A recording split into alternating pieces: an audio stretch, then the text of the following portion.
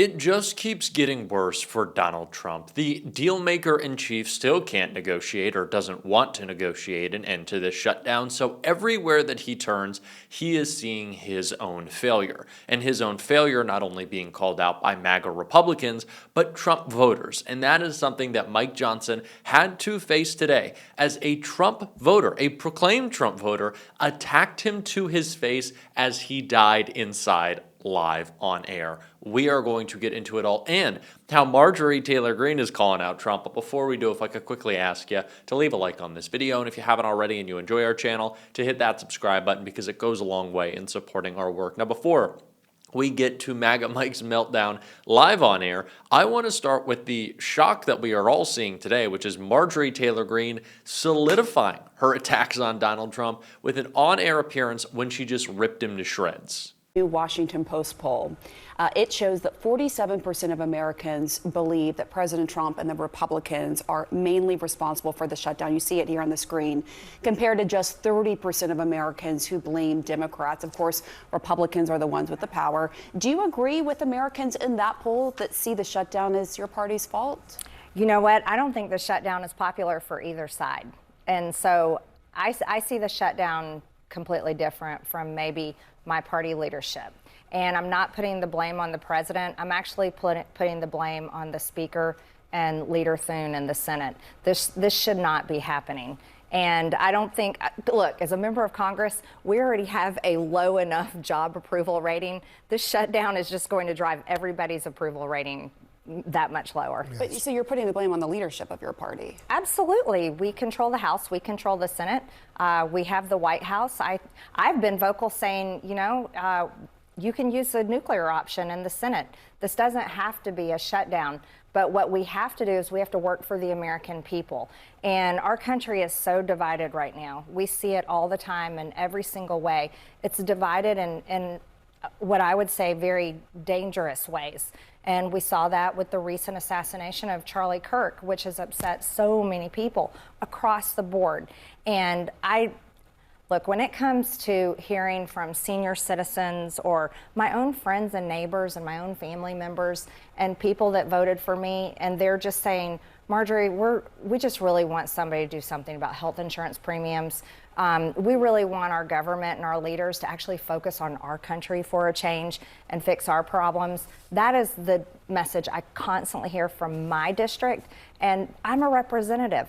I don't have to be a cheerleader for my party. I have to represent my district because those are the people that hired me and sent me here.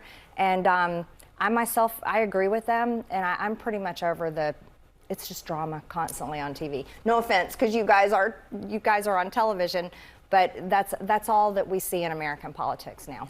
You know, Marjorie Taylor Greene is surprising me every single day, and I don't want to give her too much credit because why would you? It's Marjorie Taylor Greene. I think that we can acknowledge while what she is saying is right now, she's not the one saying it. We're saying it. We are saying that Donald Trump is shutting down the government because he wants to raise your premiums by 100, 200, 300%, that Donald Trump is shutting down the government because he wants to fire federal workers en masse because he likes to see people in pain. He wants you to think that this government is broken and can never be fixed so he can sell it for scraps to private corporations to make your life worse. That is what Donald Trump wants. Marjorie Taylor Greene is saying that, but we're the one making that case. So Marjorie, please have lots of fun. Call out Donald Trump. Say that he's a liar on air. I'll encourage it. I'm not going to give her the credit, though. She doesn't deserve the credit.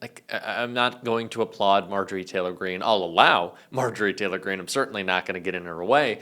But it's pretty funny how Donald Trump has so badly screwed himself with this shutdown. He thought he could win the narrative. He thought he could lie his way out of it. It's not the case. And even Republican voters see that. And that is what Mike Johnson had to face down live on C-SPAN. A caller told Mike exactly how they feel, and he didn't look good. Hi, Mr. Johnson. So my question or comments are related to what you said yesterday about not being open to pass any legislation to ensure that military gets paid. I'm sure you can tell by my voice I'm very shaky.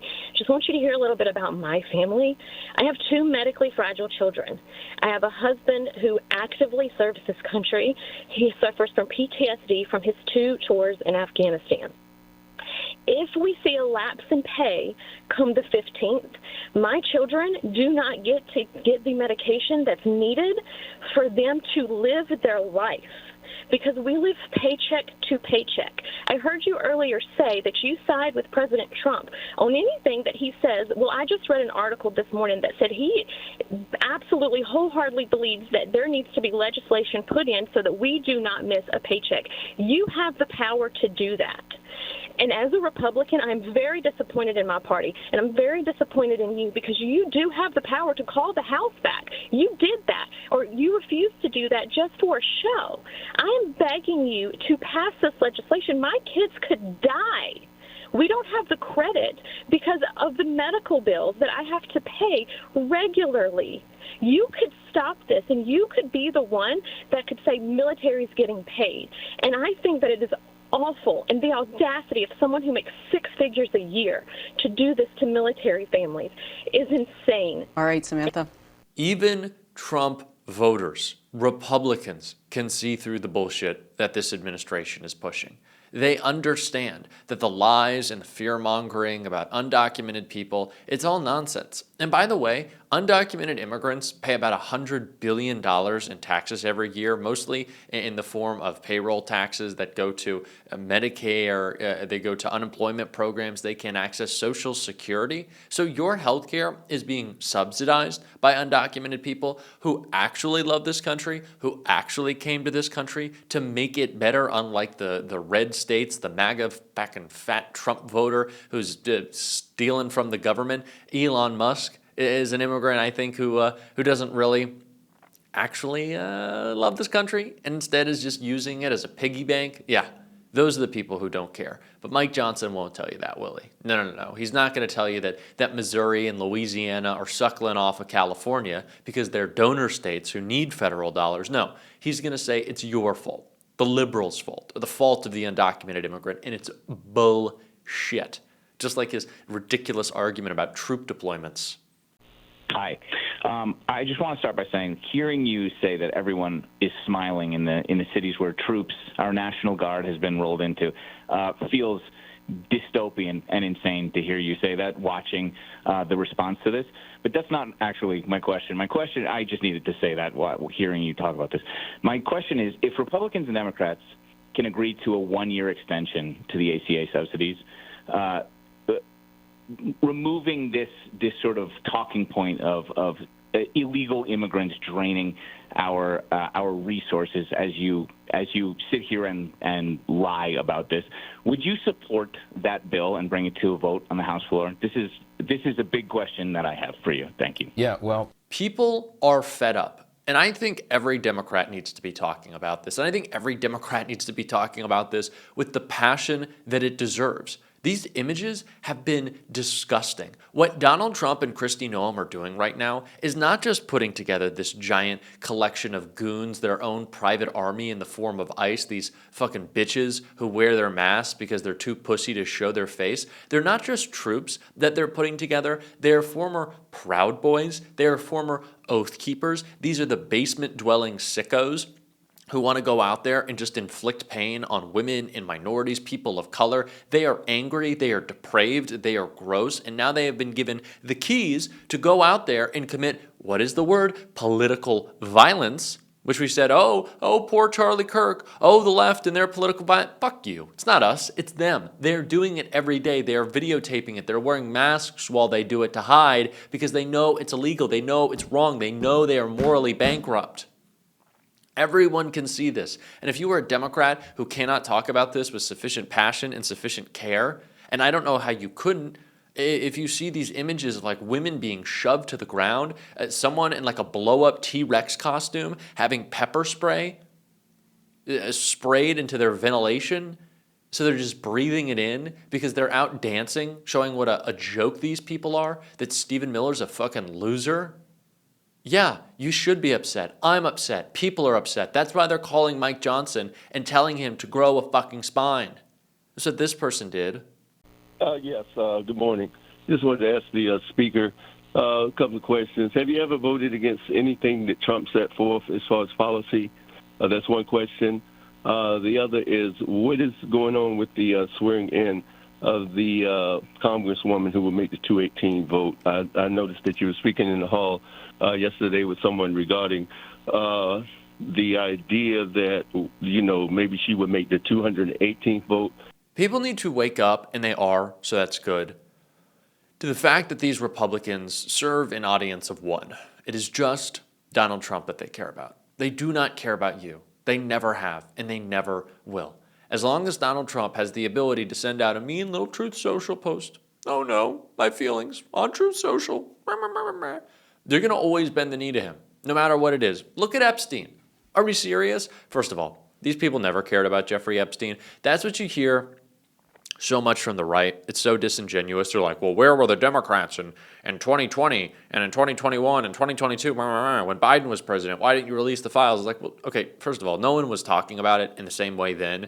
And the reason why we really want to release them now, aside from the fact that these victims deserve justice, these survivors deserve justice, is the fact that Donald Trump is so intent on hiding them only makes us want to release them more. I feel like that's pretty obvious logic there. But under Joe Biden's administration, Ghislaine Maxwell was put behind bars. He didn't make some big show of it. He didn't go out with the explosives and the fireworks and like do a big press conference. No, they were just getting the job done, locking up actual criminals who Donald Trump now supposedly wants to pardon. And Mike Johnson, all the while, is defending it as much as he can by making sure Adelita Grijalva can't be sworn in. If you're a Democrat not talking about this story, what are you doing? Talk about this. And thank you, Hakeem Jeffries, for making the case. And Mike Johnson and this group continue to cover up for the pedophiles. That's crazy. And as you pointed out, Representative-elect Adelita Grijalva was going to be a great member, succeeding, her legendary dad in the Congress, a progressive champion. She's made clear, I'm going to be the 218th vote on the discharge petition to force an up or down vote, which will pass the House. They are literally preventing a member of Congress from being sworn in to hide the Epstein files. Did you hear? Yes, they are hiding the Epstein files by denying an election. They are denying the results of an election to hide the Epstein files. Let me say that again. Denying the results of an election to hide the Epstein files. We have a midterms coming up in which Democrats have the ability to retake the House and the Senate and make sure we can release the Epstein files. Right now, Republicans are denying the results of a free and fair election so they can hide the Epstein files. Do you think this is an anomaly, or do you think it's a test run? Let's start talking like that and start calling it out. We're certainly going to on this show. If you want to support that, as always, you can hit that subscribe button, leave a like on this video. If you stuck around to the end, drop a blue heart in the comments. And please do check out my interview, my spat with Piers Morgan over Donald Trump's cognitive decline right there. And as always, keep on fighting. Don't let them silence you. And until next time, I'll see you soon.